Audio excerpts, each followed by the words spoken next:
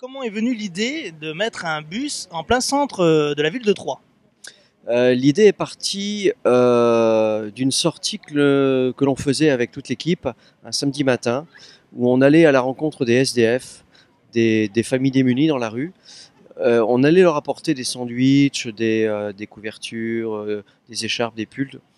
Et puis on s'est rendu compte que ça suffisait pas.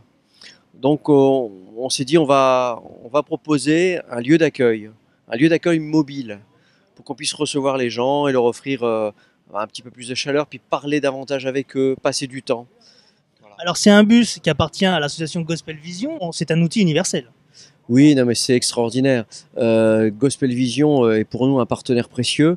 Il nous met à disposition ce bus et ce bus qui doit faire à peu près 10 mètres de long. Et j'ai l'habitude de dire que ce bus, c'est un petit peu le trait d'union, un gros trait d'union de 10 mètres entre les personnes et puis nous. Alors est-ce que vous pensez que c'est une opération qui doit se renouveler dans d'autres églises? Ah oui, oui, oui, je pense que chaque église et chaque chrétien dans son église devrait faire quelque chose. On a l'exemple avec notre Seigneur Jésus, hein, qui lui avait cette dimension sociale, il se tournait vers les gens. Lorsqu'ils ont eu faim, il leur a donné à manger, alors que il aurait été facile de renvoyer la foule.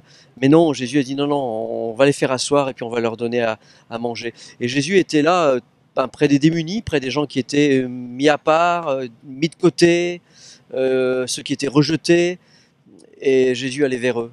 Et je pense que c'est cet exemple que nous devons suivre. On se réunit donc. Ça, c'est l'adresse où l'on est. C'est l'église, en face donc de Lidl. Et c'est à l'église.